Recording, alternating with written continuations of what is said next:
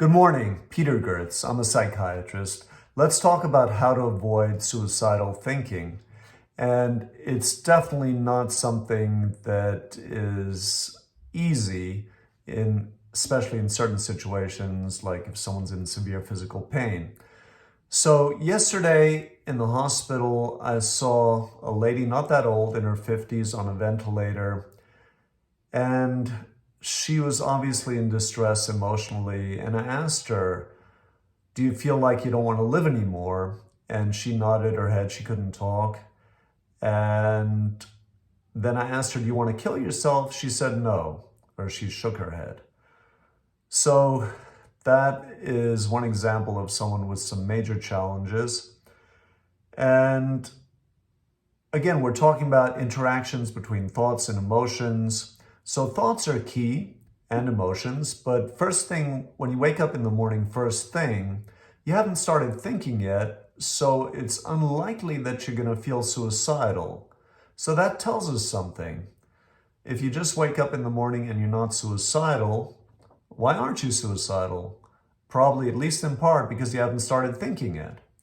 So thinking, of course, is not all bad, but we want to be very careful and really be aware of our thoughts so they don't put us on a bad track in a very painful direction like suicide or guilt or whatever the difficult track is going to be. So simply put, if we're in the moment here and now, we're unlikely to be thinking about suicide. We're unlikely to be thinking about things that are difficult or painful. So that's easy to say, of course. It's simple, but not easy. So if we're not in the moment, not in the here and now, we can think of various things that can lead us down a very painful track, like abuse that we've undergone, for example, potentially in childhood, finances, stresses related to finances, marriage that's not going well, a lot of stress in the marriage, children who are having difficult situations in their lives, like a daughter in jail, for instance. So our thoughts can take us down all kinds of directions that can ultimately be connected to suicide if those thoughts are going in directions that are very painful. Let's talk about emotions. We're human, so we definitely want to embrace our emotions. We're not at all wanting to suppress emotions, because that can create a pressure cooker, and that's not at all where we want to go. So we want to feel emotions, even if they're very painful, sadness, despair, and we want to be careful though. Once we're feeling certain emotions or any emotions, we want to be aware of our thoughts, and we do not want to let our thoughts take us down avenues that feed those feelings of despair, let's say sadness, suicidal thinking.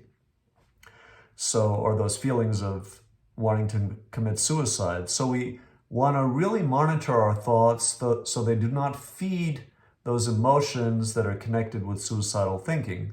Let me give you an example. Let's say a little boy growing up is told by his father on a almost daily basis, you're stupid, you're never going to amount to anything. And that little boy, when he grows up or is older, teenager, he doesn't even consider going to college because he's integrated that belief that his father talked about. He's integrated that belief that he's stupid. So that can be a difficult situation in itself. But then let's say as an adult, he talks to someone else and they talk about their college life, how much fun it was, and that they got a good education and now they have a great job.